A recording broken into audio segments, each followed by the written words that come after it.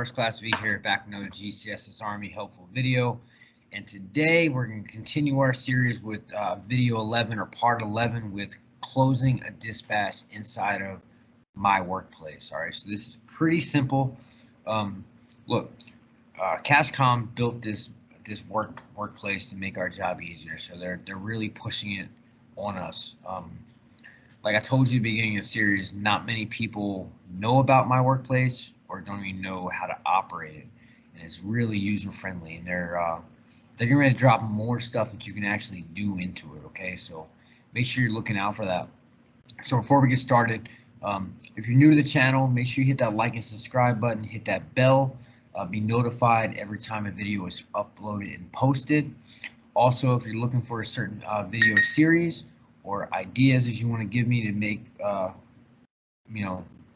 create, let me know. Go on the communities tab and drop me a note. After we finish this series, I'm excited. We're going to move into our man-hour reporting series. It's going to be a huge series that we're going to do. A lot of videos. So without further ado, let's close the dispatch today in my workplace. So I'm going to share my screen. So at the end of the series, I am going to show you guys how to actually make my workspace or my workplace a favorite right here along with the rest of your T codes. All right, so just stay tuned for the final video. All right, so we're going to go into my workplace here. So once you're in here, you're going to type in your or click your UIC. You're going to go to dispatches. Now I want to just view all open dispatches. So I'm just going to hit that. It's going to pull everything up. So the dispatch we are closing today is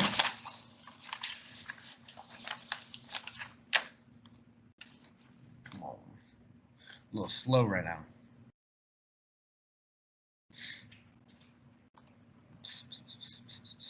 All right, so once it finally pops up, so we're going to be closing HAC 700 today, okay? So this is pretty cool, especially as an ERPers maintenance manager. You're able to actually go in and pull all your open dispatches, all right? So we're going to close HAC 700. Now, here's all the details. Now, one thing that's pretty cool about this, once you click on this, right? So in the event that a clerk would lose their dispatch, right, you can actually go in here and reprint the dispatch or 5988 for them. All right, so fuel consumed. So they actually got fuel. So they said they put 12 gallons of fuel in the vehicle, and their final reading for mileage was 7347.